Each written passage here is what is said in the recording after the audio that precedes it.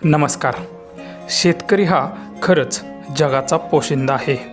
याचं उत्तम उदाहरण शेतकरी एवढा निस्वार्थी माणूस तुम्ही कुठेच पाहिला नसेल. व्हिडिओ पाहून तुम्हीसुद्धा चकित होऊन जाल. व्हिडिओ पुढे पाहण्याआधी चॅनलवरती तुम्ही नवीन असाल तर आपला RG मराठी न्यूज चॅनल जरूर सबस्क्राईब करून घ्या.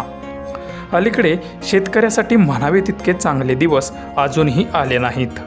आजही शेतकऱ्याला त्याच्या हक्कासाठी झगडावं लागत आहे. त्याला कोणत्याही प्रकारची बाजारपेठ व्यवस्थितपणे उपलब्ध नाही आणि ज्या आहेत तिथे व्यापाऱ्यांचीच मक्तेदारी चालते. त्या ठिकाणी शेतकऱ्याचा माल कितीही चांगल्या क्वालिटीचा असला तरीसुद्धा त्याचा दर ठरवण्याचा अधिकार हा तेथील व्यापाऱ्यालाच असतो आणि याच्यातूनच शेतकऱ्याचं मोठं नुकसान होत आहे आणि याचा परिणाम थेट शेतकऱ्याच्या मालावर होतो आहे. त्यामुळे शेतकरी हवालदिल होतो आहे.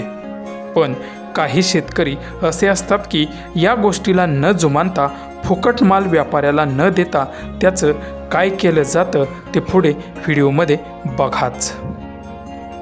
हो सेठ, जिरली का खरबुजानी? अरे 3 एकरने काय फरक पडतो आपल्याला?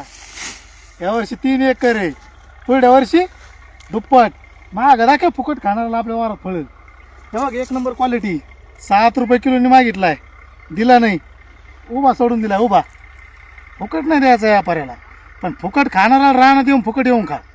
कसा माल आहे बघ. एक फळ नाही, कोणतं उचला, कोणतं बी.